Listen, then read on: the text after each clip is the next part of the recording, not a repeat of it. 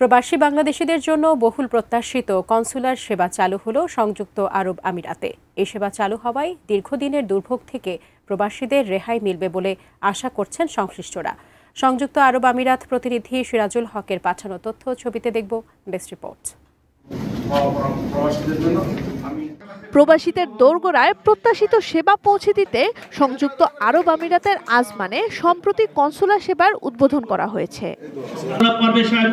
এর ফলে নতুন পাসপোর্টের আবেদন ও নবায়ন, জন্ম নিবন্ধন, প্রবাসী কল্যাণ কার্ড এবং বিভিন্ন সনদপত্র সত্যায়ন সহ সকল প্রয়োজনীয় সেবা পাওয়া যাচ্ছে এখন থেকে। এতে একদিকে যেমন অর্থ ও সময় সাশ্রয় হয়েছে, তেমনি কমেছে ভোগান্তি। সপ্তাহের কর্মদিবসের পাশাপাশি ছুটির দিনেও খোলা থাকবে এই সেবা কেন্দ্র। এটা নতুন বাংলাদেশের একটি সূচনা। প্রত্যেকটা সার্ভিস যাতে প্রত্যেকটা স্টেটে দেওয়া হয় সেই ব্যবস্থা গ্রহণ করা হবে। যে প্রবাসীরা বাংলাদেশের অর্থনীতির চাকাকে ঘোরায়, তাদের সেবাটা যেন দোরগোড়ায় পৌঁছতে পারে এবং অত্যন্ত স্বল্প খরচের মধ্য দিয়ে। আজমানে প্রায় 2.25 লাখ প্রবাসী বাংলাদেশের বাস।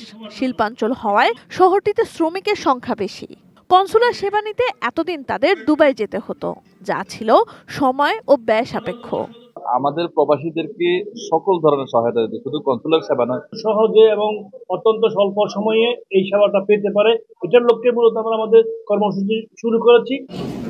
Sanjita Sylvia, desk report, ATN news.